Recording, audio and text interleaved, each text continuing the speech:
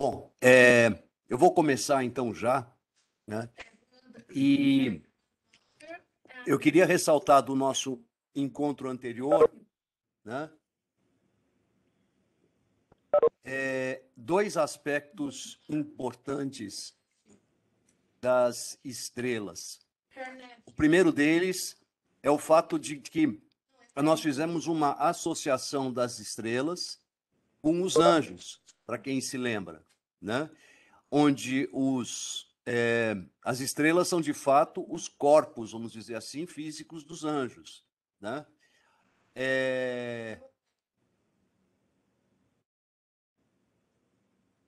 Oi, Lília, isso é nas configurações. Você vai na setinha do desativar som, tem uma setinha onde é que você acerta todas essas configurações, tá? Você abre e você verifica quais são as configurações, né? Se está configurado certinho para o equipamento que você está usando. Então, o primeiro passo é esse, né? Eu também fiz, e foi mais ou menos onde eu encerrei a nossa apresentação anterior, onde eu mostrei que as constelações elas estão agrupadas, tem os nomes, inclusive, que derivam dos gregos, que provavelmente foi muito mais antigo, mas as constelações elas estão agrupadas em famílias. Essas famílias também veio da Grécia Antiga, e mesmo considerando o ingresso das constelações que não eram visíveis, aqui principalmente do hemisfério sul, as famílias das constelações que a União Astronômica Internacional adota, tá? Em português fica uma sigla bem feia, fica parecendo coisa de mineiro, né? UAI, né? Mas é IAU em inglês, né?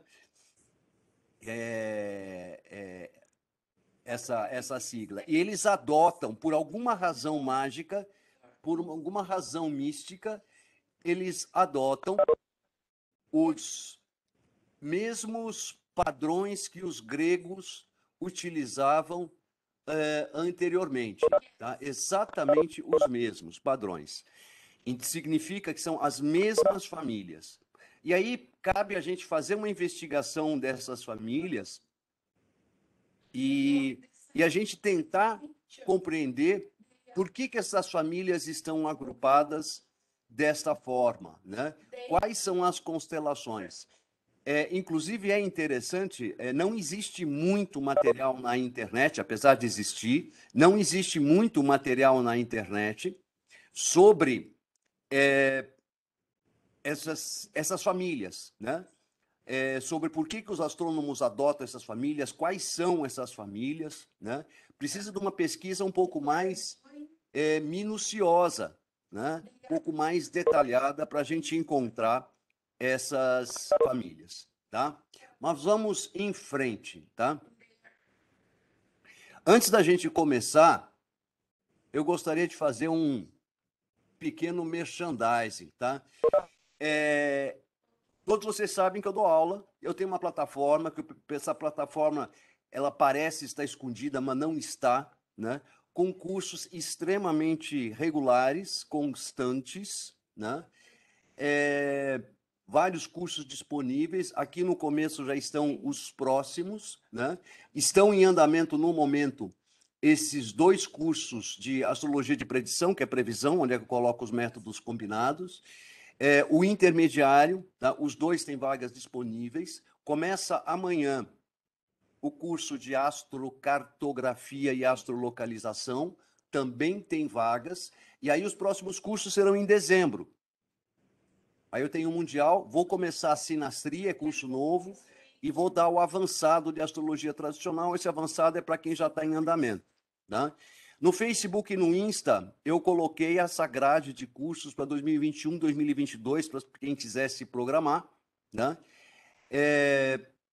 Mas o que eu gostaria de compartilhar nessa tela aqui é que mesmo o curso de estrelas também está programado para o ano que vem. É um curso de 3 meses, será dado no mês do meu aniversário, eu sou um geminiano, né?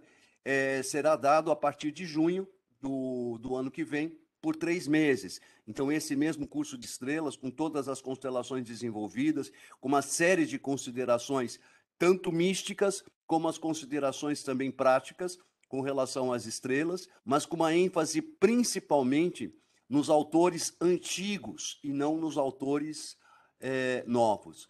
Mas essa grade ela agora é constante, ele é um ciclo, né? Essa grade é um ciclo de 2 anos, né? Onde os cursos eles vão se repetir numa sequência de 2 em 2 anos. Não é que só vai ter, por exemplo, astrologia tradicional de 2 em 2 anos, mas os cursos de especialização, os cursos que vêm depois do curso de astrologia tradicional, eles se repetem, né, a cada 2 anos. E a outra mudança que ocorre é que eu não darei mais 2 turmas de astrologia tradicional. Eu vou começar todo ano em março. Então, quem quiser se programar, os cursos de astrologia tradicional sempre vão começar em março. E eu gostaria de lembrar mais uma coisa que às vezes as pessoas ficam sem graça de me perguntar, né? Aí eu já fiz o curso, né? Mas já faz tanto tempo, será que eu posso fazer de novo? Pode, né? E eu chamo de reciclagem. A reciclagem o valor é metade do valor que está indicado no meu site.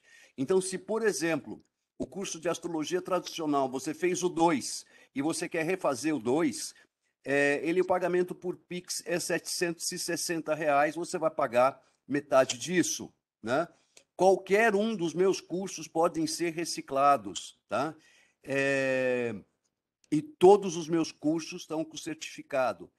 O curso de astrologia tradicional tem uma provinha no final, e é lá no final do 3º módulo você recebe o certificado, tá? É um certificado válido, reconhecido, né? Mesmo porque eu já estou com 35 anos de janela. Só lecionando, eu estou lecionando desde 1992, para você, 2, não, perdão, 3. Desde 93 eu leciono.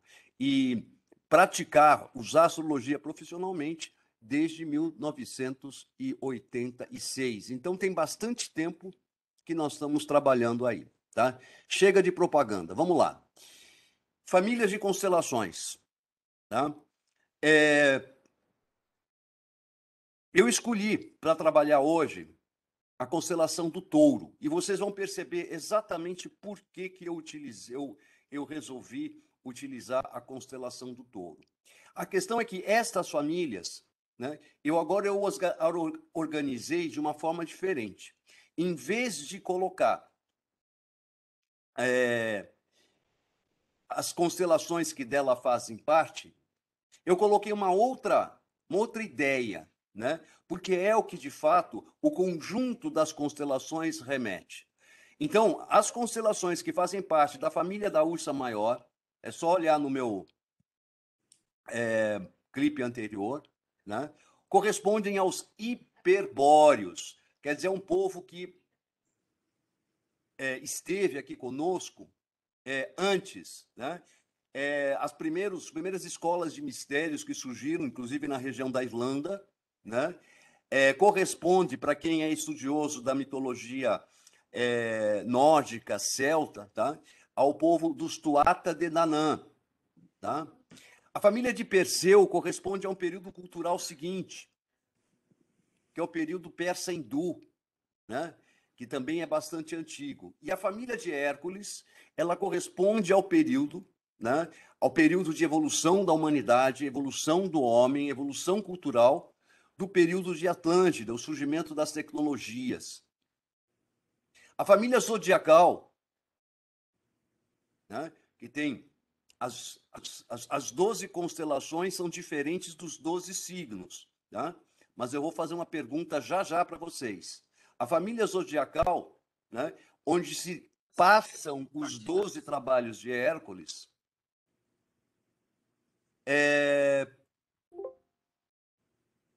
elas correspondem a nós, o homem contemporâneo. Mas o homem contemporâneo, talvez, não desde a época do Cristo. A gente pode pensar a partir da época do Cristo, mas talvez a partir ali daquela virada ali do século X, século XI, né? A partir desse período, né? Corresponde a esse homem, né? E nós vamos viver isso por mais algum tempo. Pensando em termos de evolução da humanidade, evolução cultural, evolução intelectual, evolução da consciência, o nosso alvo, o nosso objetivo é a família de Órion, né? Aí é questão de pesquisar, hoje eu vou falar rapidamente de Órion, mas o Órion corresponde ao que a gente fala no martinismo, né? O Saint-Martin se refere, tá? Ao homem regenerado, né? Em todos esses livros cristãos que surgiram na Idade Média, tá? Eu usei essa expressão, é o homem renascido, né? Para quem usa como literatura o Peregrino Russo, que é uma literatura bacana, Relatos de um Peregrino Russo, né? Ao final do livro, quando ele aprende a rezar, isso, né? Mas ele é o caçador. Esse Orion é justamente aquele cara que no final alcançou aquela meta, né, de estar consciente da espiritualidade, né? Então, o Orion é o nosso alvo, depois de nós termos trabalhado, e vou usar exatamente, eu não gosto desse conceito, mas eu vou usar, né, nós termos trabalhado todas as experiências representadas pela família zodiacal. Tá? E agora eu vou fazer uma pergunta antes de seguir em frente. Tá? Primeiro, tá? As constelações e os signos são situações diferentes. Número um. Segundo, representam coisas diferentes. Então, não dá para estar fazendo uma analogia do que significa, por exemplo, a constelação de Áries com o signo de Áries. E isso vale para todos os signos. Signo é signo, constelação é constelação. É mito, é história para boi dormir, de que em algum momento constelações e signos foram iguais. Balela, nunca foram. Não tem como. Hoje, os programas de astrologia, os programas de astronomia, permitem você rodar no tempo para frente e para trás à vontade. Por mais que você faça isso, não há como você conseguir alinhar as constelações, o zero de Áries, por exemplo, né? E todas as constelações de forma igual. Número um. Outra questão. As constelações, elas têm dimensões diferentes. Então, por exemplo, a constelação de Áries, que eu estava citando há pouco, é extremamente pequena. A constelação de Escorpião, ao contrário, é enorme. No céu, quando for o inverno de novo, que agora acabou o inverno, agora no inverno aqui no hemisfério sul, né, a constelação de Escorpião, por volta, quando chega assim, junho, julho, né, ela ocupa 1,5 palmo no céu. Ela é enorme. Em compensação, a constelação de Libra, que está encostadinha, ocupa pouco mais de 3 dedos. A constelação da Virgem é grande. A constelação de Leão é razoável. Capricórnio é minúscula. Aquário também não é grande. Então, as dimensões, vamos dizer assim, das constelações são irregulares. Elas têm tamanhos diferentes. Elas foram compostas de tamanhos diferentes. Elas existem, tá? Não gosto dessa expressão junguiana, tá? Mas vou usar outra. O Jung ia dizer no inconsciente coletivo. Eu vou falar na memória coletiva da humanidade. Eu vou preferir falar isso, porque isso está impresso na alma. Por essa razão é que as constelações permanecem até hoje, tá? Os mesmos desenhos, mesmo, né, com os... hoje elas são mapeadas por territórios, como se fosse o mapa dos Estados Unidos, né? Mas os desenhos das constelações, com exceção de uma ou outra, tá? Por exemplo, as pinças do Escorpião, 2 estrelas da ponta já fizeram parte de Libra.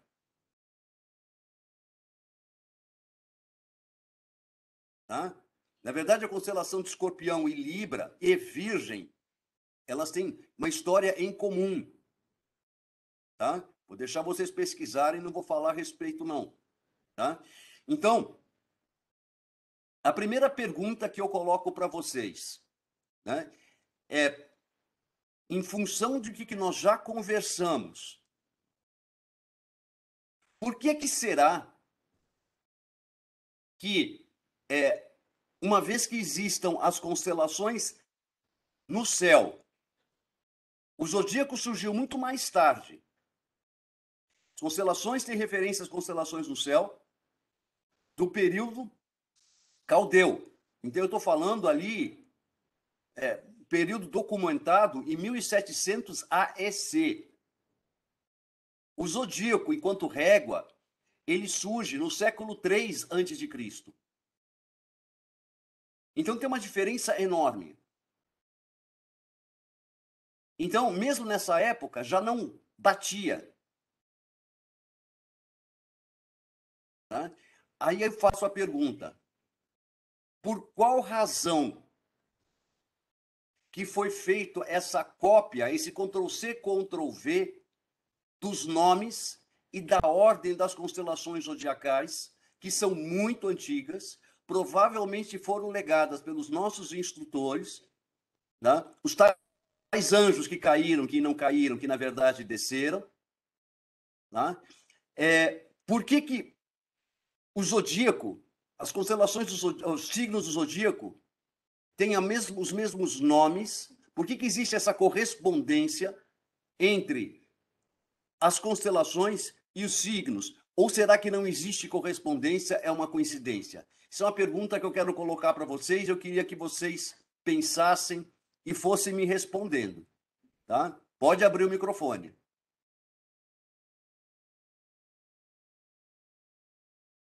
Bom, eu não tenho a menor ideia. Mas não, não tem Acredito questão que de não certo. exista coincidência. Eu acredito que coincidência não é, mas tipo, alguma relação deve ter, né? Eu acho. Isso, alguma relação deve ter, mas qual será essa relação? O Pois caminho é. é esse. Não sei. Tem a ver com as eras? As eras são uma consequência do zodíaco, não das constelações. E as eras, se você aprofunda, não tem nada a ver com as constelações. As eras, o buraco é mais embaixo. É outra mentira que contaram para você. A precessão dos equinócios não existe. Ninguém provou que a precessão dos equinócios existe. Porque ninguém provou que a Terra gira que nem um peão. Isso é uma coisa que fizeram... É que nem o Big Bang. Big Bang fizeram você acreditar que foi assim. Então, algo que é uma hipótese da ciência, você acredita como... Você aceita como um dogma. O movimento de precessão e o movimento de nutação são dogmas. Existe o atraso, mas a causa é outra. Também tem a ver com as estrelas. Nossa, Henrique, então fala que tá me dando comichão. Isso tem na internet, tá? E os místicos já sabem disso há muito tempo, né? Que o Sol tem um par. E o Sol e esse par, eles rodam como se fosse um halteres, vamos dizer assim. Né? E formam uma dinâmica no universo, vamos assim dizer, como se fosse o desenho de um helicoide de DNA. Exatamente igual ao helicoide de DNA. E por conta desse helicoide do DNA, é que a posição da Terra em relação às estrelas muda. Tá? Não tem nada a ver com a Terra tá balançando que nem uma bêbada. A Terra não balança que nem uma bêbada. A Terra não é um peão perdendo a velocidade. Tudo isso que eles contaram para vocês é mentira. Tá? E essa estrela é uma estrela super e mega conhecida. Os polinésios já sabiam disso, já representavam isso. Os nativos da Austrália, todos eles são descendentes dos lemurianos. Né? Os nativos da Austrália, os antigos também já sabiam. Tem representação disso. Essa estrela é a Sirius. Então, Sirius é par do Sol. Uma dá suporte orbital para outra. Tudo no universo funciona aos pares. O Sol não é sozinho. Então é o Sol, a Sírius, elas giram entre si, elas vão girando, vamos assim dizer, que nem se fosse um binário, e o Sol vai carregando o seu sistema. Tá? Se você for ver a equação que é utilizada para você calcular a precessão dos equinócios, qualquer pessoa que tem assim, conhecimento de equação do primeiro grau, vamos pensar assim, então eu estou falando daquela álgebra básica de ginásio. Né? Fala, não é possível que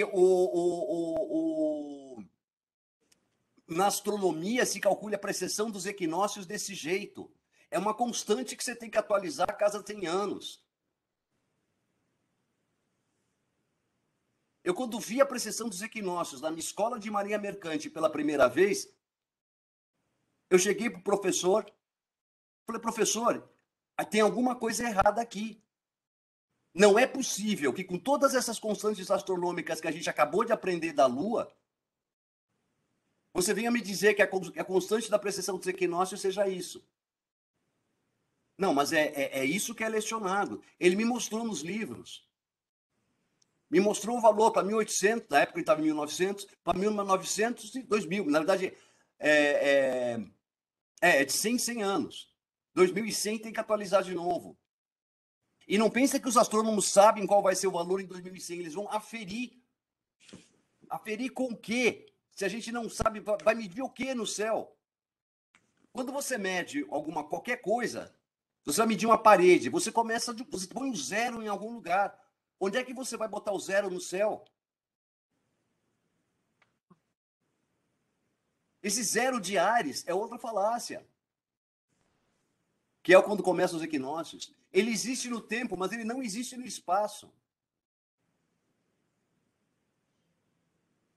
Então, daí, você pensar em astrologia sideral, você pensar em Ayanansa, todas aquelas correções hindus, o conceito pode ser lindo, mas a prática é espúria, a prática não existe. Aí vem todas aquelas correções, é viagem. Tá? Mas, fato, as constelações celestes e os signos zodiacais têm o mesmo nome. Por quê? A resposta está nesse slide.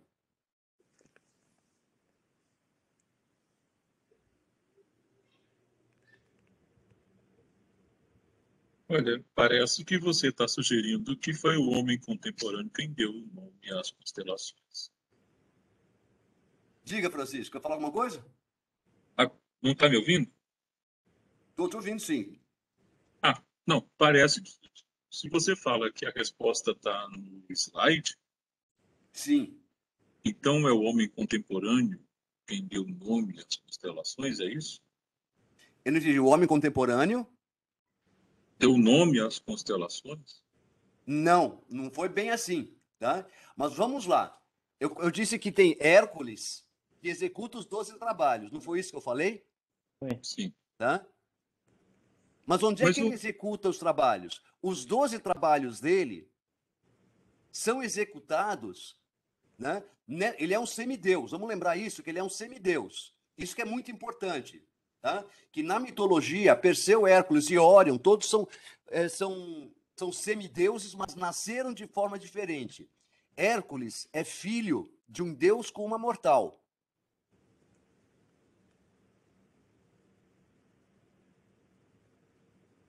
E o grande ou principal mito dele são justamente os 12 trabalhos.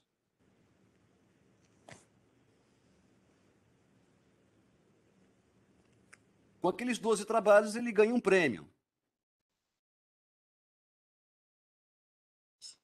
Agora, qual que é a relação que isso tem conosco? É o céu que nos dá os 12 trabalhos. É o céu que nos propõe um plano. E por que é o céu? Das constelações. Não é no céu que acontece, digamos assim, a Via Solis? A Via Solis, sim. Mas a Via Solis ilumina quem? A Via Solis não Ilumina a Terra. atravessa. Pois é, não, mas a Via Solis atravessa determinadas constelações, não atravessa todas as constelações. Mas ela percorre os signos. A eclíptica, tá? Que é o caminho do Sol, que é o zodíaco, né? Ele percorre, sim, todas as constelações zodiacais, tá? Mas aí é que vem a grande sacada, tá? O céu nos dá os trabalhos que serão realizados na Terra, né? Os trabalhos, eles podem ter pesos diferentes lá, não aqui. Por isso que as constelações têm tamanhos diferentes em relação aos signos, né? E essa defasagem que existe, né? O zero de Áries, que sabe Deus onde está, no céu, ninguém sabe. Aqui na Terra é mais fácil de calcular, tá? Calcular? Odeio esse negócio de calcular coisa astronômica, tá? Hoje mesmo está preparando uma aula de direções primárias e eu estava tentando explicar que os antigos não calculavam primárias, eles eram os únicos que faziam primárias corretamente. Hoje que a gente calcula, ninguém sabe mais qual que é o certo, tá? Mas é possível a gente observar, a gente está no Equador, a gente esperar o Sol atravessar o Equador e a gente determinar observacionalmente, né, aquele ponto onde o Sol efetivamente passa pelo equinócio dele. Tá? Isso é absolutamente possível. Né? Da mesma forma que é possível calcular, que é o que a gente faz, as efemérides trazem para a gente, os 0 graus de Áries, onde ele se encontra. Tá? Aquele tempo sideral em 0 de Áries é a longitude dele na Terra. Então, é onde o Sol estará de fato. Você pode fazer isso, inclusive, com um mapinha de astrocartografia. Né? Você pega o mapinha ali do ingresso do Sol em Áries e você vai para o mapa de astrocartografia, você tem ali onde ocorreu exatamente aquela passagem, tá? De um equinócio para o outro, de um hemisfério para o outro. Agora, a relação que tem é que as constelações são propostas. O zodíaco é dever. Mas, do mesmo jeito que as constelações são propostas, as constelações também representam o que a gente pode alcançar, espiritualmente falando, a partir do nosso desenvolvimento. Porque a gente precisa lembrar de um pequeno detalhe, de uma lei, vamos assim dizer, que funciona no universo. Cada vez que algo ou alguma entidade se eleva, algo ou alguma entidade também, não é que ela reduz, né? Ela é criada ou ela é formada num plano para baixo. Então, existe sempre essa paridade, tudo é aos pares. Então, para o homem se formar, precisou uma determinada categoria de anjos também se elevar.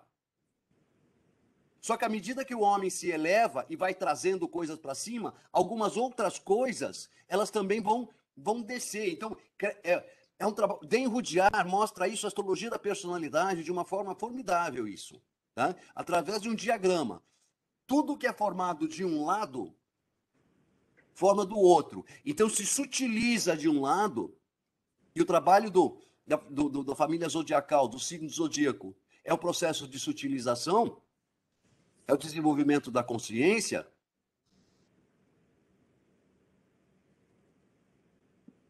no outro lado também se materializa. Então, numa outra etapa, quando nós alcançarmos a família de Órion, que não é uma coisa para amanhã, nem para daqui a 20 anos, quando o homem alcançar essa condição da família de Órion, o zodíaco não será mais a nossa referência, mas a referência do que vier atrás de nós. Porque nós vamos nos elevar um nível no universo, o que vem atrás de nós se eleva, mas lá na ponta surge mais alguma coisa. Hoje, o último ponto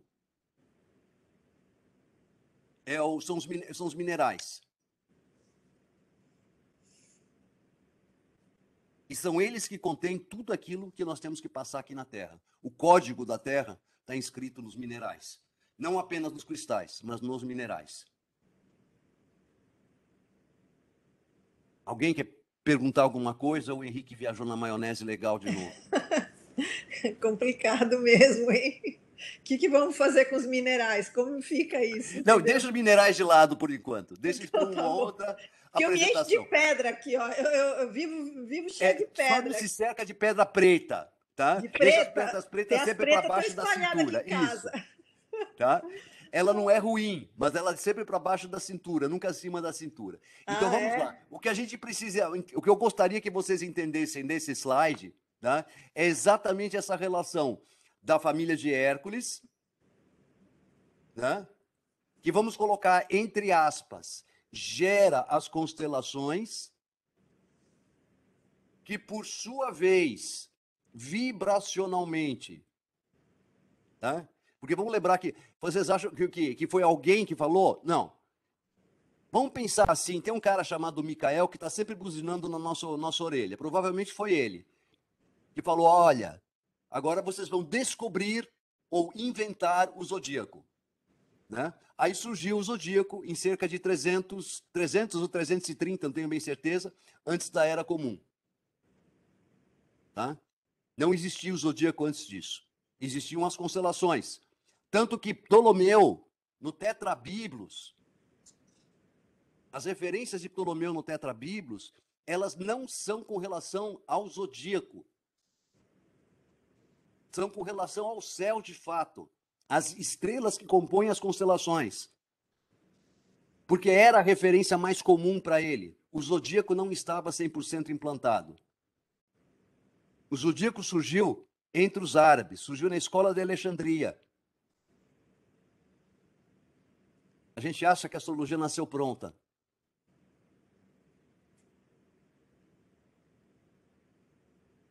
E a gente não consegue imaginar a astrologia sem um notebook, né? O pessoal fazia astrologia olhando para o céu e fazia uma astrologia muito mais real do que essa artificial. E da família zodiacal, que é o que nós estamos experimentando e vamos experimentar por um bom tempo, a priori, por mais umas 75 encarnações, pelo menos, eu acredito que seja bem mais, mas a primeira etapa é essa, 75 encarnações. Aí alguns vão poder se elevar e viver as experiências previstas por aquilo que representa o conjunto das constelações da família de Órion. Tá? Lógico que depois o restante vai.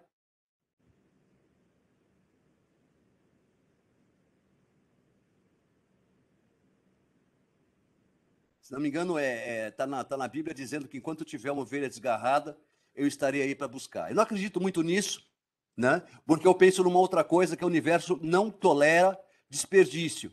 Então, se algo não estiver prestando, ele vai limpando daí, né? Vai tirando. Então, eu acredito na limpeza e uma parte disso subir. Né? Vamos em frente.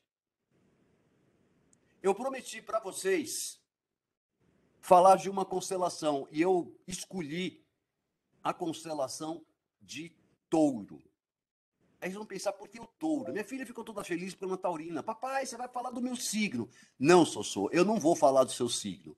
Eu vou falar da constelação. Constelação são estrelas, signo é zodíaco. São duas coisas diferentes. Nessa imagem, eu não sei até que ponto vocês conseguem enxergar, o touro, veja, a primeira coisa é que o touro nunca é representado por inteiro. É só a parte da frente dele e os chifres. Ele tem um Órion aqui bem pertinho.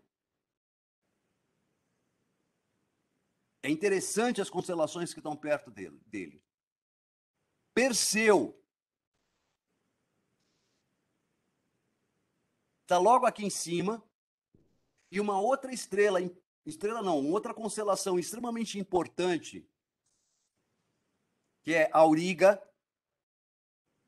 ou também conhecida como Cocheiro. É uma outra constelação que fica aqui próximo também.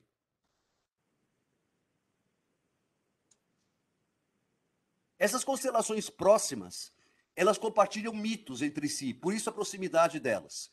Por isso, quando nos mitos fala que vou honrar o Deus fulano de tal e vou colocá-lo no céu e colocá-lo lá, ele não foi colocado aleatoriamente num lugar qualquer.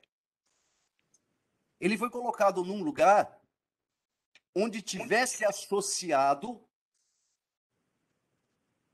com as histórias dele, né? Você vê que a constelação de Hércules tem a Medusa do lado, né?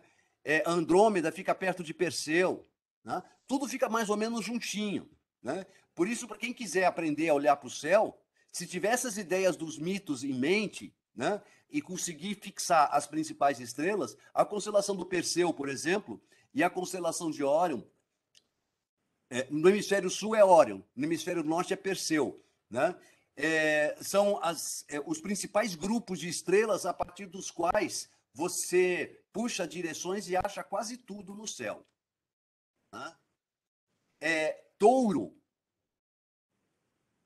tem grupos de estrelas que são extremamente importantes em toda a história da astrologia, da astronomia, da cultura da humanidade. A estrela mais importante de Touro é uma estrela vermelha, enorme, talvez uma das mais antigas que a gente tenha no céu, que é Aldébaran. Que está bem aqui, ó. É um dos olhos do Touro.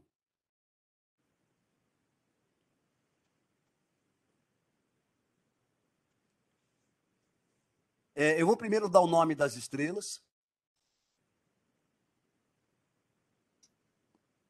Aí depois nós temos um aglomerado que meu pai tinha um verdadeiro fascínio quando criança, e quando criança a gente morava em Moema, não tinha tanta luz, e a gente conseguia ver as estrelas, também não tinha tanta poluição, né?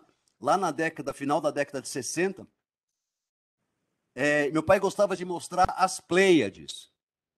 São 7 estrelinhas que formam um V deitado,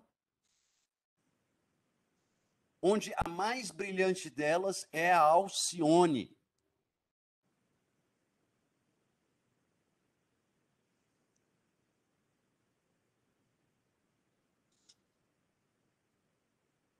Depois nós temos um outro aglomerado, está aqui, ó, também de 7 estrelas, que são as Íades. Aldébaran faz parte das Íades. Alcione é também uma estrela extremamente antiga, só que em razão da sua distância, a gente não consegue percebê-la bem. Numa noite de verão, porque são estrelas que a gente vê bem no verão, né? Aqui estão as 3 Marias, cujo nome é Aunilã, Aunilac e Mintaka. As 3 Marias, mais ou menos, no céu, elas apontam. Numa direção, elas apontam para Aldébaran. Então, numa direção, a outra, elas apontam para Rigel, que é a estrela que fica no joelho de Órion. Rigel quer dizer joelho. Na outra direção, para um lado, ela aponta para Capela, que é uma outra estrela importante, e na outra aponta para Sírius. Então, essas 3 Marias, você acha estrelas importantes, e a partir da Capela você vai achando mais um monte, a partir da Sírius você acha a constelação da Carena, então você vai achar Canopus, Achernar, vai achar um monte de coisa importante aqui no Hemisfério Sul. Da Aldebaran, eu até já falei, você acha Perseu e você acha o resto. De Perseu você vai para Vega, você vai para Altair, você vai para Alferates, você vai para um monte de constelação, de estrela e constelação importante.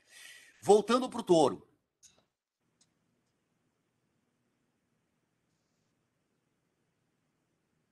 Se a gente for se prender no mito do Touro, Touro é Apis, né? Foi uma das formas que Zeus adotou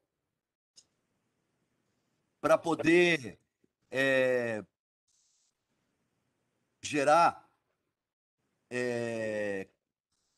como é que se diz, seres aqui na Terra. O papel de Júpiter foi exatamente esse, pensando que Júpiter também tenha sido um anjo, né?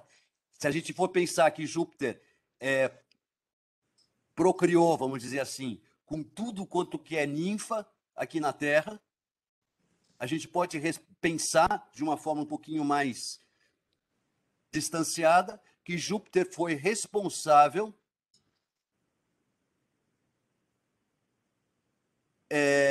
pela proliferação das formas aqui na Terra.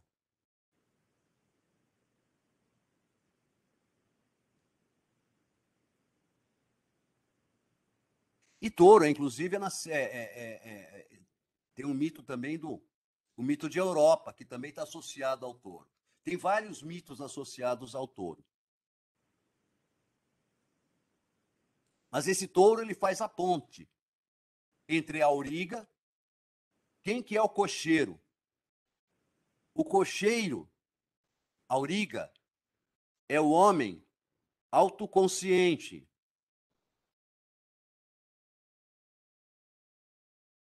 Quem que é Perseu? Perseu é o homem que venceu as lutas interiores e as exteriores e saiu vitorioso. Aí a gente pode pensar, só vai conseguir sair vitorioso se mantiver o autocontrole. Auriga. Autocontrole sobre o quê? Sobre as forças animais. Vale a imagem daquele do tarô, da carta 8, do arcano 8, que é o carro. Porque aquela é a imagem mais adequada para a auriga.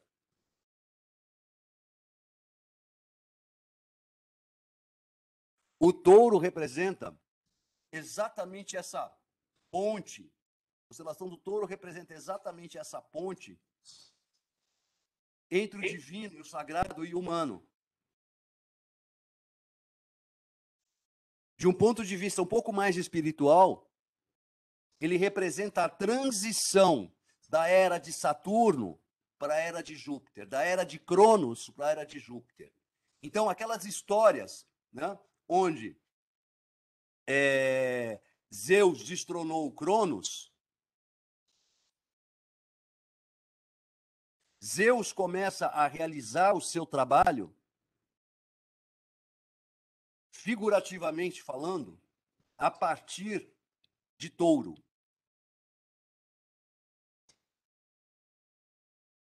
Por isso, inclusive, essas estrelas antigas.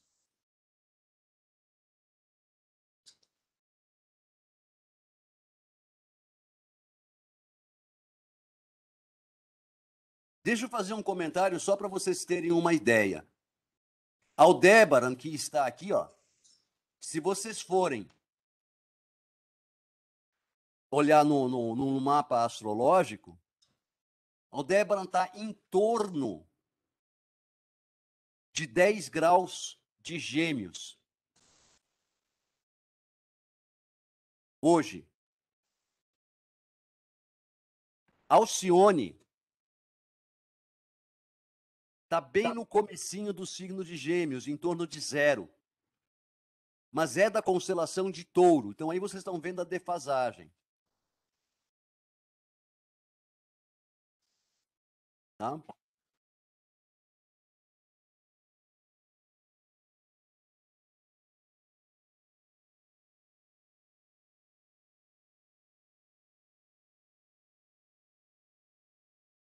Vamos lá. Eu vou falar primeiro das Pleiades, porque as Pleiades são. Todo mundo olha para Aldebaran porque é a mais brilhante. Aldebaran é a mais antiga. Tá? Mas parte do mito da criação está aqui. A nossa Terra não existiria se não tivesse água. E apesar de Touro, Touro é um signo de terra, mas eu não estou falando de um signo, eu estou falando de uma constelação.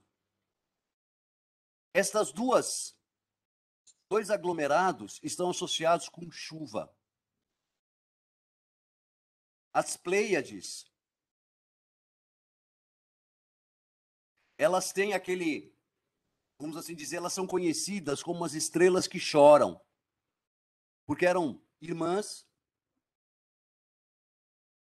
tá? Eu botei esse mito no slide seguinte, deixa eu até botar.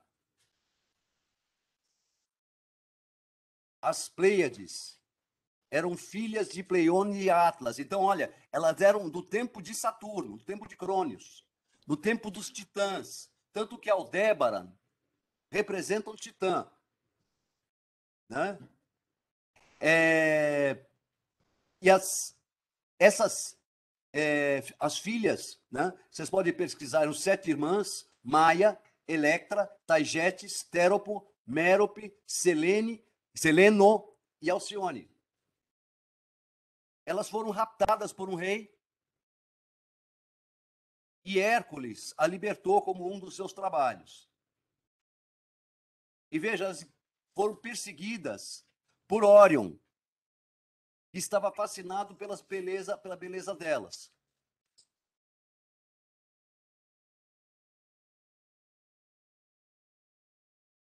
E as Pleiades, no Egito, elas estavam associadas a chuva e mau tempo. Então, quando as Pleiades eram visíveis no céu, bom tempo. Quando as Pleiades se punham, mau tempo. Mau tempo, basicamente, chuva. As Íades têm um mito semelhante.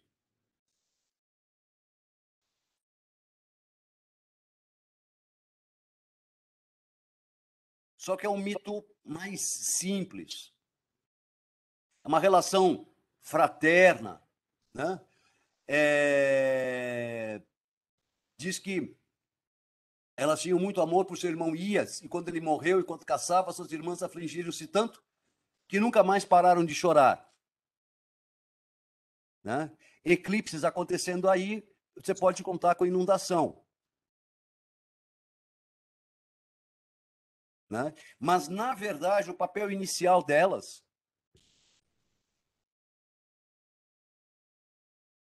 era justamente de promover, vamos assim dizer, a inundação e a irrigação do planeta de forma que a vida pudesse surgir.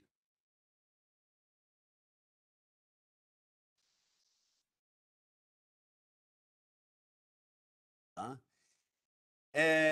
O que Ptolomeu diz? Ptolomeu bebeu na fonte.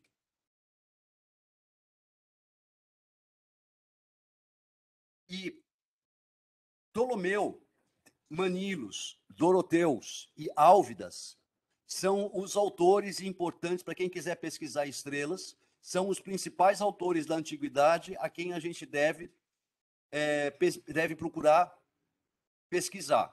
Né? Os autores mais modernos, eles já fizeram uma salada russa. Álvidas, muitas vezes, discorda, por isso que é bom ler Álvidas, discorda de Ptolomeu. A diferença entre Ptolomeu e Álvidas é de cerca de 5 séculos. A diferença de Ptolomeu para Manílios e Doroteus, eles não são contemporâneos, mas são quase. Tem talvez uma diferença de 2 séculos.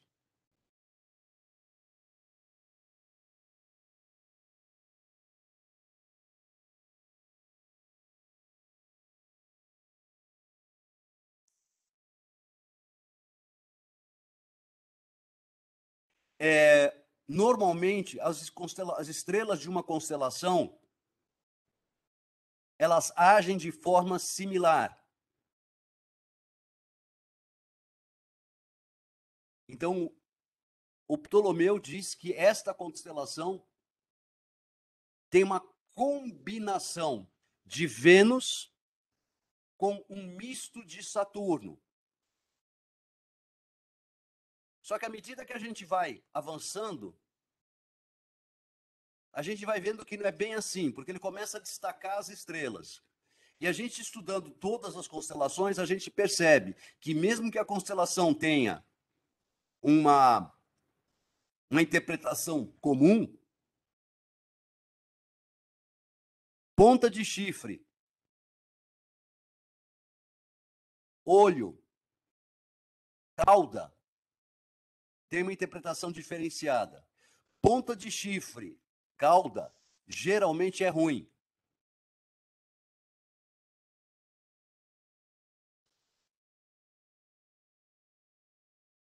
Joelho, traiçoeiro. Olho, geralmente é considerado uma estrela importante, que é o caso de Aldebaran aqui, que é um dos olhos.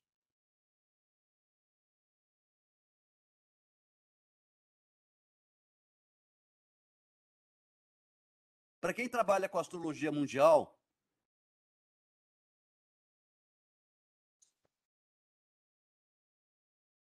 Alcione é uma estrela importantíssima.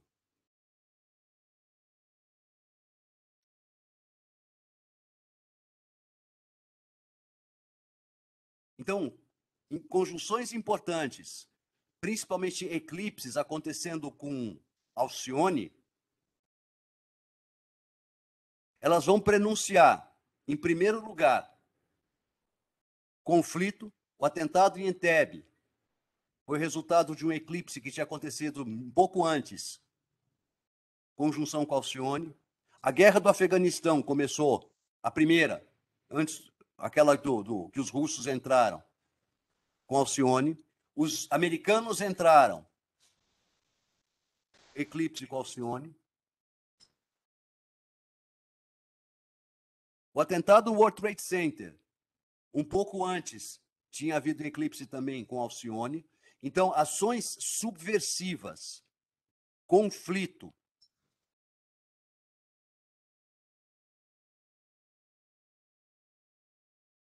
esses conflitos armados,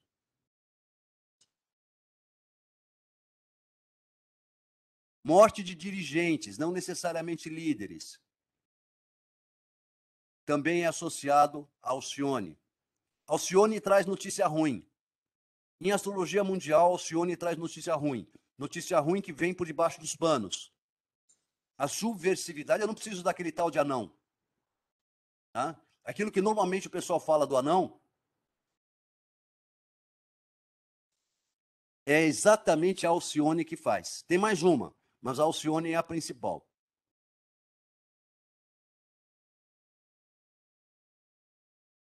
A Alcione puxa o tapete legal. Então, o choro que essa constelação remonta é o choro pelos mortos. Sempre tem morte. É morte em grupo.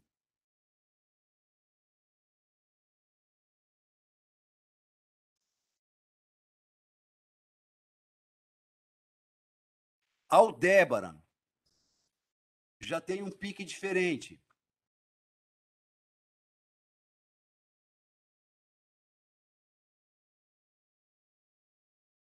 Aldebaran é uma estrela, inclusive, associada, eu não vou me lembrar qual dos arcanjos, porque existem inúmeras possibilidades de você associar ao arcanjo. Você muda o autor, você muda a associação.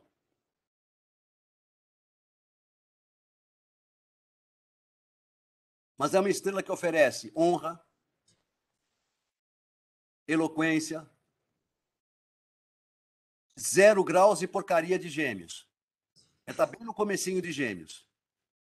0 graus e 20, 0 graus e 10, alguma coisa assim. Tá? Mas os últimos eclipses não tiveram relação, né? Há mais tempo os eclipses tiveram. Foi inclusive com o Glauco, a gente teve uma conversa bacana, uma troca pelo Face, por causa da conjunção com Alcione. Eu acho que o último eclipse com Alcione foi em 2018.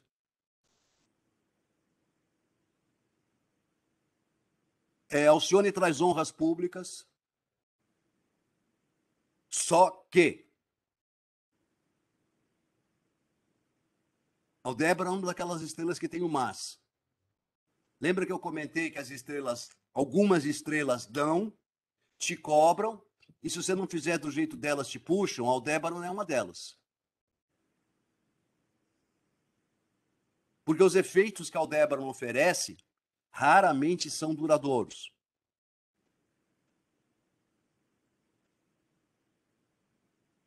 Aldébaran faz parte das Íades. E as Íades estão associadas, de uma forma geral, a catástrofes, inundações,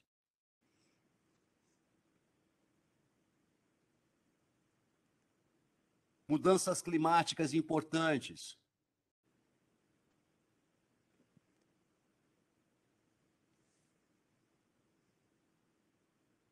Dependendo com quem essa Aldébaran estiver formando conjunção,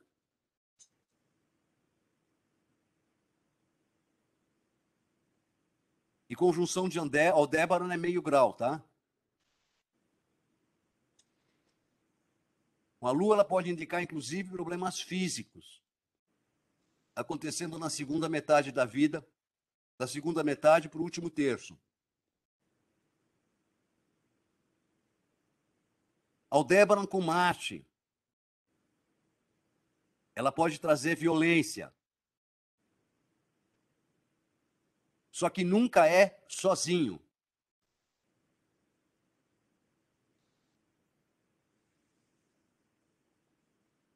Aldébaran traz sempre uma situação coletiva. Não é um raio que cai só na sua cabeça. É um raio que provoca incêndio, morrem 200 pessoas e você está entre elas. Henrique, posso fazer uma pergunta? Deve. Por exemplo, se você tem uma conjunção de Aldébaran, como você está falando, e acontece algo coletivo, então, por você ter a conjunção, você fica mais suscetível a você receber a violência. A receber. Não necessariamente então, a morte. Tá. Eu fui um pouco drástico, né? Não é uma estrela que, vamos dizer, não é ela que provoca a morte, ela provoca a violência, ela provoca a dor, é uma estrela vermelha, então ela corrói até o fígado, ela corrói até a alma. Então, no evento coletivo, a pessoa que tiver essa conjunção, ela vai estar mais, ela pode estar lá, ela vai ser atraída para aquilo. Isso e mais outras pessoas, porque se está todo mundo junto ali, tem mais gente, conjunção com estrelas, que não é só Aldébaran, né? A Denébula faz isso também, né? Que está na... Então é uma ressonância. Tem uma ressonância, exatamente. Isso. Tá? Tem outras combinações. A Aldébaran, de todas, é a mais corrosiva. Por ser uma estrela enorme, se não me engano, ela é 6 vezes o tamanho do sistema solar, muito antiga. Lembra que eu contei as gerações de estrelas? Eu falei que a primeira geração de estrelas foi recolhida ao Criador, aí criou-se aquele vazio, aí tem a segunda geração de estrelas, a Aldébaran faz parte, a Aldébaran e Algol fazem parte dessa segunda geração de estrelas. Então, o que elas representam, ou o que elas nos impelem, está muito, muito, muito além da nossa compreensão. Eles representam forças primais criativas do universo. Então, o objetivo... Eu tenho mais uma pergunta, Henrique. Só um instantinho, deixa eu só concluir aqui. A Aldébaran tem como objetivo a purificação pelo fogo. Pode perguntar, Rita. Então, a outra pergunta é assim, o que é uma questão kármica para você ter uma conjunção de uma estrela, porque pelo que você diz, assim, ela dá, mas ela tira também, é por karma, você fala que a gente, enquanto A consciência, gente a escolhe, gente faz a escolha, mas a essa gente faz a escolha escolha. é complicada, né? E a gente tem, vamos dizer, É não complicado depois que sei, você nasceu, porque você é, esqueceu o porquê que você escolheu aquilo, né? Quando então, você mas é tem por conjunção com mérito estrela, kármico? você passa a ter obrigações com o universo à sua volta, porque você tem um trunfo, tá? Tá. Automaticamente, qualquer pessoa que tiver uma conjunção de estrela com Sol, com Lua, com ascendente, tá? Ela terá um brilho a mais e vai exercer um poder a mais sobre as pessoas à sua volta, dentro do universo onde é que ela vive, tá? E ela tem de fazer uso disso, né? Com Aldébaran, né, que é uma estrela potentíssima, né, é uma estrela muito. Em vez de você estar. Veja, quando a eletricidade chega na sua tomada, imagina quantos transformadores tem pelo caminho para a eletricidade chegar em 110. Como é que você acha que a eletricidade sai lá da usina? 440 mil volts. Você toma um choque de 110, você corre o risco de morrer. Imagina se você tomar um de 440 mil volts. É mais ou menos isso. Aldebaran não tem exatamente 440 mil volts, mas está beirando isso. Tá? Está beirando isso. E os astros têm menos de 110. Então aí você vê a relação. Tá? Por isso que você está definitivamente ligado na tomada. É como se você tivesse a serviço, Você tem uma é obrigação, isso? é uma missão que você tem, uma missão que você tem. Ter uma constelação com Entendi, estrelas, você chamou para si uma responsabilidade. entendi. Então, até o meio da década de 80, início da década de 90, a gente falava muito de espiritualidade e religião como os únicos caminhos. Né? Eu, Henrique, sou eu que estou falando. Tá? Eu não considero estes os únicos caminhos válidos. Né? Eu acho que o envolvimento social, né? Uma participação social, uma transformação do coletivo, colocando de uma forma bem prática, o envolvimento na implementação de políticas públicas, tá? Porque é o privado que implementa que gera as políticas públicas, tá? Mas interferindo no social, isso é fundamental, né? E é um caminho válido e tão bom, ou talvez eu considero até talvez melhor em termos práticos do que você ficar meditando lá no Templo Zulai. Tá? Meditar é importante? Fundamental. Mas a gente tem um corpo de carne. E se a gente parte do princípio que o universo não tolera desperdício, se a gente vai só meditar, a gente está desperdiçando as nossas capacidades físicas. A gente veio aqui para executar um trabalho, os 12 trabalhos de Hércules. Em cada encarnação, a gente tem uns 3, 4 trabalhos para realizar, em escalas diferentes e em vivências diferentes. Né? Os prêmios, as recompensas, são as constelações. Essa é a relação. Tá? Só que a gente Entendi. encarna, vamos pensar assim, em cada signo, 15 vezes. Nossa. Então não é uma faculdadezinha de tecnólogo de 2 anos e meio que você resolveu. 15 encarnações. 15 encarnações é uma era. É lógico que você não encarna os signos em sequência. Né? E é lógico que você tem um monte de signos que você já trabalhou. Existe uma desigualdade. Alguns signos você já trabalhou mais do que outros. Tá? Espera-se que daqui a 75 encarnações você tenha conseguido fechar essas experiências. Pode ser que não. Eu não tenho certeza com relação a mim. Posso estar me empenhando médio. Podia estar me empenhando mais. Não sei se daqui a 75 encarnações, no ponto de escape que vai ter, eu vou fazer parte daquela turma, eu vou continuar aqui no nosso planeta. Estarei melhor do que hoje, mas não sei se estarei no ponto de me elevar. Não tenho como afirmar.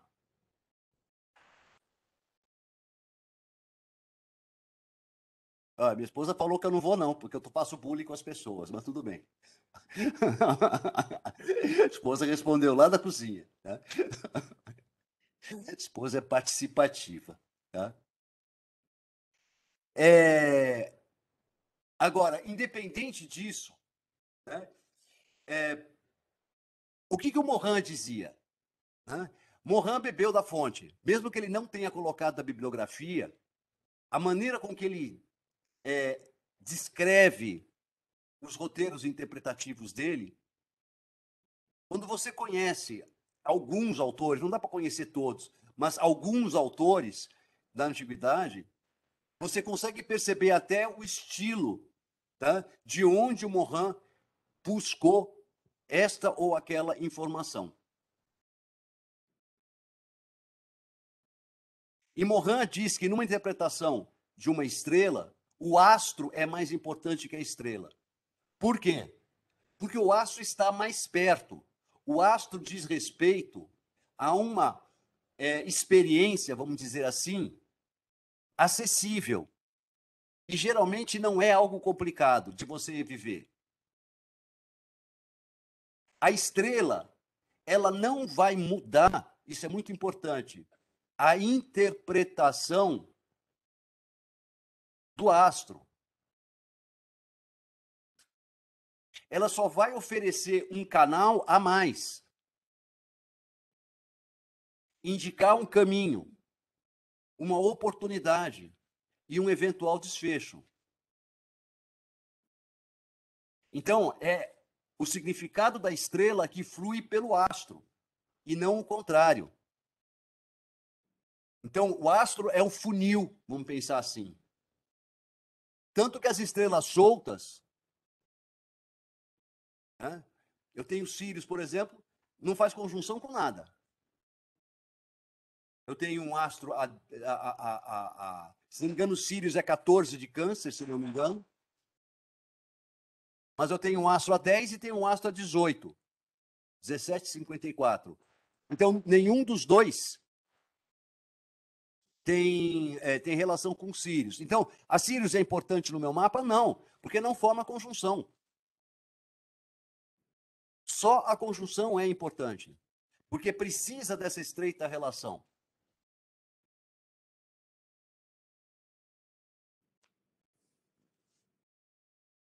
Lógico que existem outras formas. O caso, para quem for fazer o curso no ano que vem, né? O caso do John Travolta é interessante, né? Porque à medida que é a Hegel quente, se não me engano, à medida que a Hegel quente avançou, ela fez uma conjunção com Júpiter. Ela entrou na órbita de Júpiter. Quando entrou na órbita de Júpiter, ele começou a ser bem sucedido.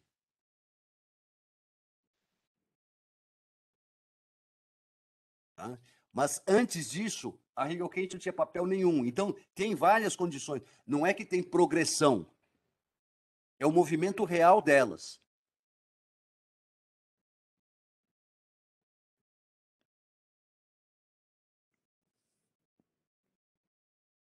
Alcione está exatamente em cima do meu ascendente. Eu não nasci com isso. Quando eu nasci, Alcione estava no final de Touro. 29,54, se não me engano, de Touro. Hoje ela está exatamente no grau. Meu ascendente é retificado.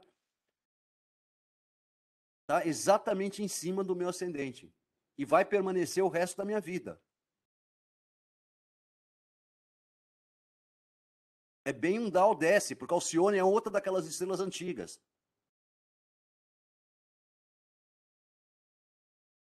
E ascendente, sempre que envolve ascendente é complicado porque envolve a saúde também. Tá? Envolve a vitalidade geral. Tá? Por que eu estou comentando isso? Porque nós vamos fazer alguns exemplos.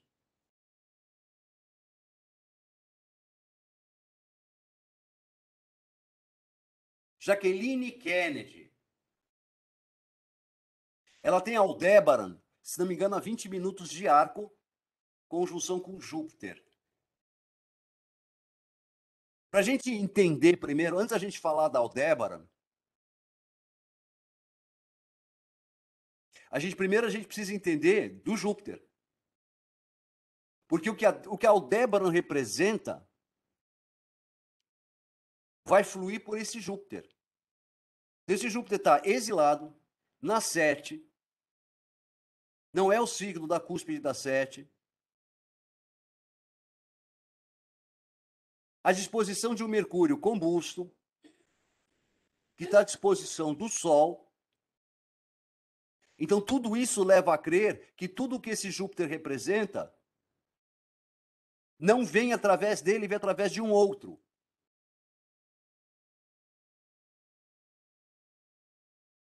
Que ela mesma é incapaz de gerar. E a gente sabe que a fama, o sucesso, Casa 9 é isso. A fama, o sucesso, o brilho solar que ela alcançou, não se deve a ela. Ninguém se lembra que ela é Jaqueline Bouvier. Todo mundo associa só Jaqueline Kennedy, Onassis, que ela faz questão de que sempre estivesse o nome dela. Então, ela brilhou através do Kennedy e ela brilhou através do Onassis.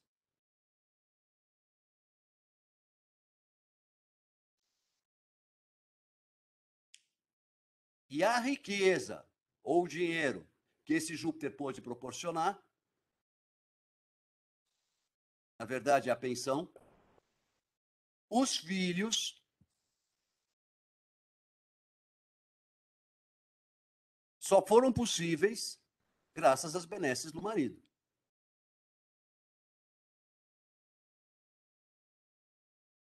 O que Aldebaran diz? Você não vai se casar com um marido rico. Você vai se casar com um marido de muitas posses. Mas depois eu tiro tudo. Primeiro, o marido foi assassinado. No segundo, ela levou um PNB, que eu não vou explicar o que é PNB, é PNA, né? E foi divorciada. E ficou com uma pensão. Ela dizia que a pensão dela, de $10.000, era ridícula em relação às despesas dela. Ele aumentou para 40 mil, ela continuava achando que era ridículo. Mas o Onassis não era trouxa. Tá? Tanto que até hoje a filha do Onassis não administra o dinheiro dela. Quem administra o dinheiro da herança do Onassis é um conselho de tutores. E se dependesse da filha, já tinha torrado o dinheiro. Assim é aqui, Henrique. É. É bem isso. Oi? Aqui é assim mesmo, é dessa maneira.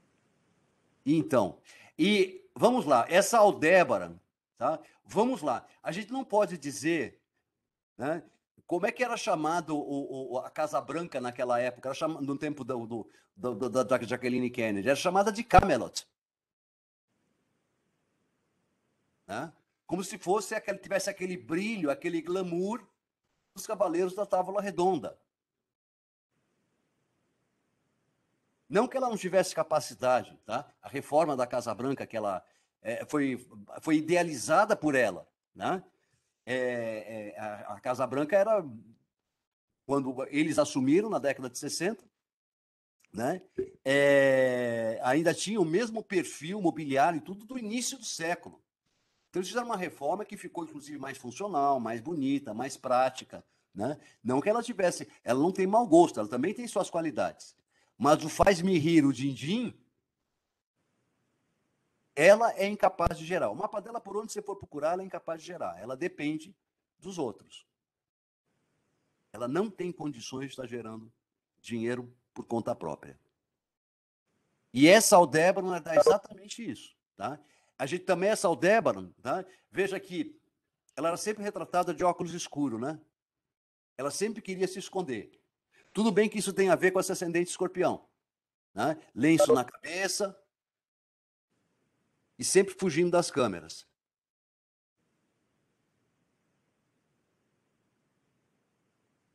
Mas para ela estar sob os refletores,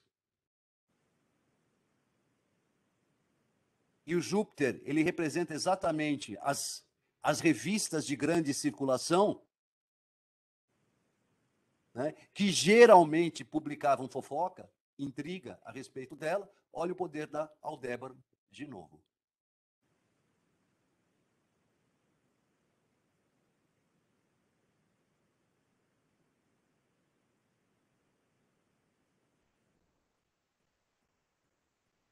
Tá? Então, aqui a Aldébaran não foi exatamente uma estrela bacaninha com ela.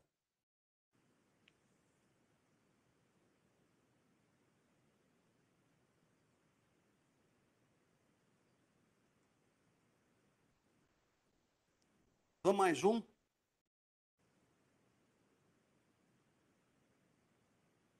Michael Schumacher, que só Deus sabe como é que ele está de fato. O mapa dele é um mapa de risco.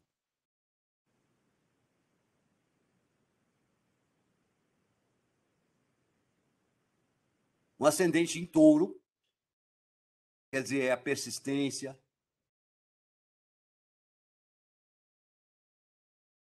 é aquele lance de tentar fazer cada vez melhor.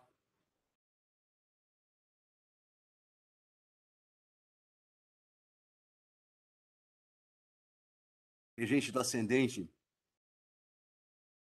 está na 11ª, governado por um Saturno, que está na 12ª, respeitando exatamente essa internação. Que está à disposição de Marte, está fora da órbita da oposição. Então, o risco faz parte.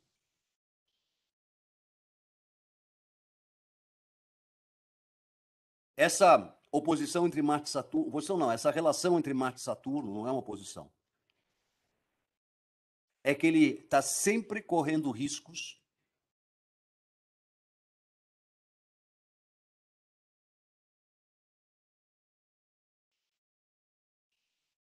nas atividades profissionais dele. Ou que a atividade profissional dele é uma atividade de risco. O risco dele é ou ele se quebrar, ou ele acabar sendo incendiado. Mas aí, quando a gente continua essa relação e vai até Vênus, regente do ascendente, a gente pode incluir também outras questões.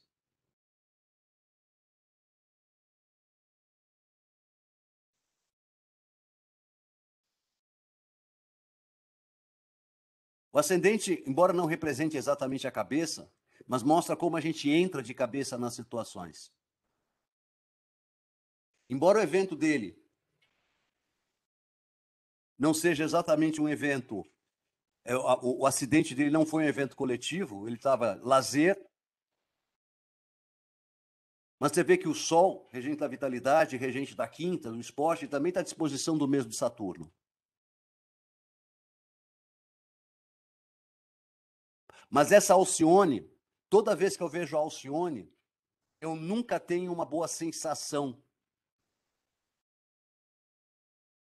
Porque se ela não corrói por fora, corrói por dentro. Veja que no acidente dele, ele perdeu não se sabe quanto, mas se perdeu uma porção importante do cérebro. Hoje, eu li uma reportagem de que ele se comunica, mas não fala.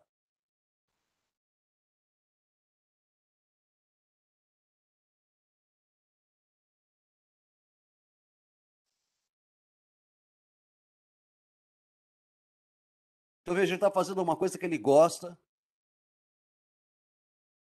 Esquiar é arriscado, mas não é aquilo tudo. Eu acho que mais arriscado é andar de skate aqui na Augusta. O pessoal desce mesmo a Augusta de skate.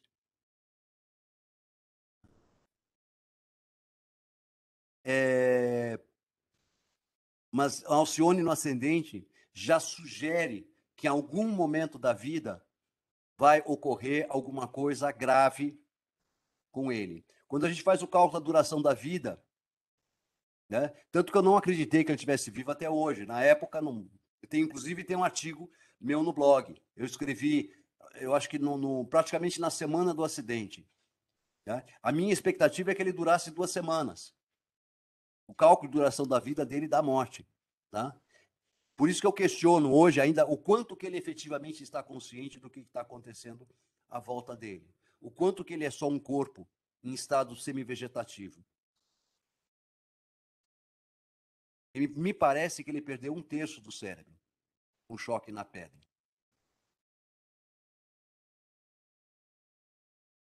Então, a Alcione, o que ela proporcionou aqui? A Alcione faz parte das Pleiades. São as estrelas que choram. Então, há motivo para chorar a respeito da vida dele. Uma vez que o ascendente é vida. A respeito dos projetos dele. Uma vez que a Vênus, regente do ascendente, está na 11ª, que é a casa dos projetos de vida. Os projetos de trabalho. Tá? Alcione nunca traz boas notícias. Tá? Tem mais 2 estrelas colocadas no ascendente. Algol é menos perigosa do que Alcione, porque a Alcione vai comendo pelas bordas. Algol, ela te dá o tapa na cara olhando nos seus olhos. A Denébula é uma outra estrela que te trai. É uma estrela traiçoeira. Ela puxa o tapete quando você menos espera. Ela dá, e depois te toma. A Aldébaran faz o mesmo, mas tem outras estrelas que fazem exatamente o mesmo. Mas a Alcione, ela é uma das piores estrelas nesse sentido de ir corroendo. Ela vai tirando um pouquinho cada dia. Ela vai roubando vida do Michael Schumacher um pouquinho a cada dia. Tá? Hoje ela está no comecinho de Gêmeos. Né? Então, as crianças que nascerem por esses dias, a Alcione não estará mais no final de Touro. Porque ele nasceu em 69.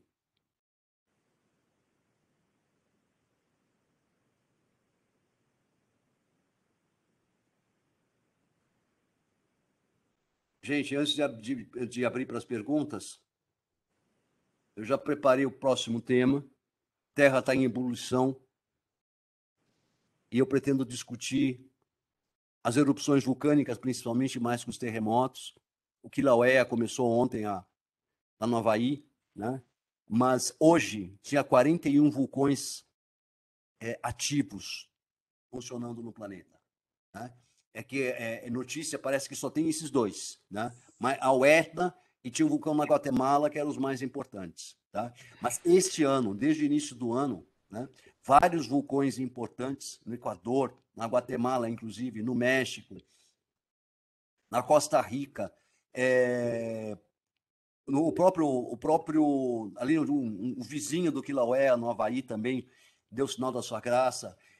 Na Islândia também teve erupção vulcânica, na Grécia, né? O Etna está direto, no Japão também teve erupção vulcânica. O que está acontecendo com o nosso planeta, hein? Tá? É a pergunta que eu coloco. Tá? Daqui a 2 semanas, dia 15, dia do professor, né? Às 20 horas, vocês já coloquem na agenda de vocês. Vai ser o próximo encontro.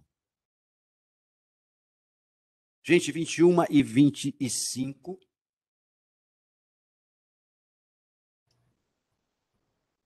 Alguém quer fazer algum comentário? Legal esse tema da palestra aí, professor, sobre vulcões, porque até semana passada eu estava me planejando evacuar daqui de Fortaleza. Foram falar da erupção das ilhas Malau e Canárias, eu não lembro ao certo, e rolou o que rolou de notícia de que corria risco de vir um tsunami para Fortaleza. Teve até reportagem com especialistas da oceanografia daqui de Fortaleza para explicar que não ia ter risco de tsunami. E eu Ainda mais que o moro. Cumbre Viejo, ele está explodindo pro nosso lado, mas você vê, ontem parece que ele atingiu o oceano, né? E é tudo aquilo muito devagar. E até a lava que está indo, uma lava menos densa, né? Ele precisava explodir, como foi o Krakatoa em 1800 e bolinha, que se rachou em dois, né? Para que isso pudesse acontecer. São os arautos do terror, gente. E eu que moro a 1 quilômetro da praia, professor. Mas 1 quilômetro da praia dá tempo de correr. Eu já tô me preparando, professor, fazendo caminhada. Mora em casa ou mora em apartamento? Em casa, graças a Deus. Apartamento ainda nem tem. Em casa provavelmente você não vai estar vendo nem a onda chegar. Só isso. Tá? Fico animado depois dessa. Não, mas não vai, não é por enquanto que isso vai acontecer, não. Existem outras coisas acontecendo, tá? Que na verdade isso está acontecendo agora. Começou em outubro do ano passado. Nós estamos completando outubro agora, né? Fecha um ciclo, e agora é justamente a parte de fora. É só vocês lembrarem a era de Micael, né? Micael que está interferindo aqui no nosso planeta, ele sempre diz, o mote dele, o lema dele é botar para fora aquilo que está dentro. Né? Então, exatamente, não é que Micael interferiu aqui, foi uma outra turma, né? Mas a ordem veio de Micael. Né? Então, a Terra está se ajeitando. E como é que a gente pode ver isso no âmbito da astrologia? Né? Como é que a gente pode avaliar isso? E depois, na sequência, que expectativas a gente pode ter usando as mesmas ferramentas astrológicas? Tanto de um ponto de vista... para a gente poder dizer para o Kaique que vai acontecer um tsunami, né? O mar vai se elevar a 2 metros, né? Ou nada disso vai acontecer agora. Vai acontecer só no ano que vem. Né? Ou vai acontecer daqui a 20 anos, 200 anos. Né? O que isso significa? Sob uma perspectiva tanto astrológica, que é a primeira função, que nós vamos usar a astrologia como referência, como a referência também do entorno, né, da ciência espiritual. Perguntas com relação às estrelas, gente. Eu gostaria de Eu tenho mais uma pergunta. Por favor. Posso falar? Deve. Henrique, no caso da Jaqueline Onassis, você falou que a Aldébara, né, tirou dela. Mas porque ela não fez o que a proposta que a estrela tinha, isso? Sim. A Aldébara, né, em termos de espiritualidade, ela exige um nível de sutilização que nós ainda não estamos preparados. Né? Ela, mesmo que ela quisesse, ela não ia conseguir. Então, a tendência da Aldébara, tá? Mesmo que ela fizesse 30% do trabalho, 70% ainda ia ser tomado. Tá? E a Jaqueline Onassis, zero. Se você for estudar a biografia dela, nem o mapa. Né? Não tem pessoa mais autocentrada, mais individualista, né? Mais que pensa exclusivamente em si mesma do que a Jaqueline Onassis. Pensando em biografia, se você olhar no mapa, ela tem uma lua em Áries, que é bem isso. Um sol em Leão, que é mais do que isso. Entendi. Tá? Faz parte daquela empresa Me, Mim, Comigo, S.A. Tá? Minha pergunta era mais ou menos parecida com a dela. Se existe um caminho para que essas estrelas que são consideradas... Existem, na verdade existem. A boa notícia é que a maior parte das estrelas é possível a gente fazer o trabalho correto. Tá? Considerando que a gente não usa todas as estrelas, mas a gente usa em torno de 32 a 42, dependendo do repertório que você montar, né? Poucas são as estrelas que não tem o que você possa fazer. As que você não tem o que você possa fazer são basicamente as estrelas vermelhas, porque são estrelas muito antigas e são princípios, vamos dizer assim, que estão muito além da nossa compreensão. Né? Mas estrelas como Spica, Altair, essas estrelas como Sirius, mesmo sendo uma estrela grande, Achernar, Vega, tem muita estrela que é possível exercer algum tipo de trabalho eficiente e a gente crescer. Né? Fomalhaut, então tem muito mais estrela útil do que estrela que, de repente, está ali, já era para, de repente, ter feito o trabalho dela e ter sido utilizado mais, né? E está ali funcionando como usina. Né? Sabe querubim? Lembra aquela escala dos anjos? Dá uma olhada onde é que estão os querubins. Aldébar, Alcione, né? Estão naquela escala dos querubins. É o top do top do top.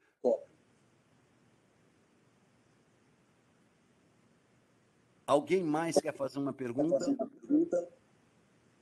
Eu posso falar mais uma? Pode. No caso do Michael Schumacher, Sim. a Alcione não deu chance para ele, né? Então já é motivo para chorar. Alcione Então, não dá chance. Alcione não dá chance. Alcione não dá chance. Tá?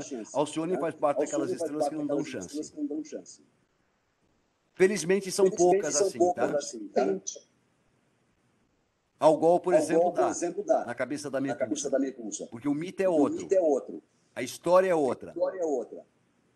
Então ele já nasceu com isso já predito, né? Isso. Tá? É uma questão da gente pesquisar o Lauda também. O Niki Lauda também tem uma biografia que ele se queimou todo, né? Ficou todo deformado. Tá? Mas ele voltou a correr. Ele foi um empresário bem sucedido. A empresa dele funciona até hoje. E ele era uma pessoa que a gente pode, se a gente for ver, acompanhar pela biografia dele, a gente pode dizer que não apenas ele era uma pessoa realizada, mas ele fazia aquelas coisas que o faziam feliz. Tá? É uma questão de dar uma pesquisada no mapa do Niki Lauda. Deve ter no Astro Databank. Tá bom, obrigada. Tá? Alguém mais?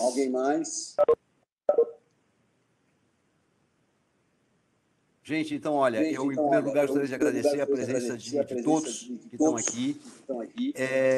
Já avisei que daqui a 2 semanas tem mais. Eu vou colocar isso no YouTube. Quem quiser depois comentar lá ou quiser comentar diretamente comigo pelo WhatsApp, pelo Insta, pelo Face, pelo canal que quiser, né? Mas esses são os principais. Então, YouTube, Insta e Face, eu estou à disposição. Né? Tem vários aqui que tem o meu contato, pode mandar pelo Telegram, pelo WhatsApp também, qualquer outra dúvida. Muitas vezes a dúvida vem depois, quando reassiste o clipe. Né? Exatamente. E eu estou à disposição de vocês. Agradeço a cada um de vocês pela presença de vocês, pela participação. Né? Fique à vontade para fazer as perguntas ao final da apresentação. Da próxima vez vocês se preparam. O Henrique vai perguntar. O Henrique não vai falar sozinho. Tá? Eu perguntei lá no começo, eu já tinha pergunta preparada, tá? Mas essa do terremoto eu queria discutir um pouquinho mais com vocês. Obrigado, Kátia. Bom fim de semana a todos, uma ótima noite. Tá? Obrigada, professor. Eu vou parar a gravação. Obrigada, tchau. A nossa Agradecido, professor. Boa noite a todos. Boa noite. Tchau, tchau.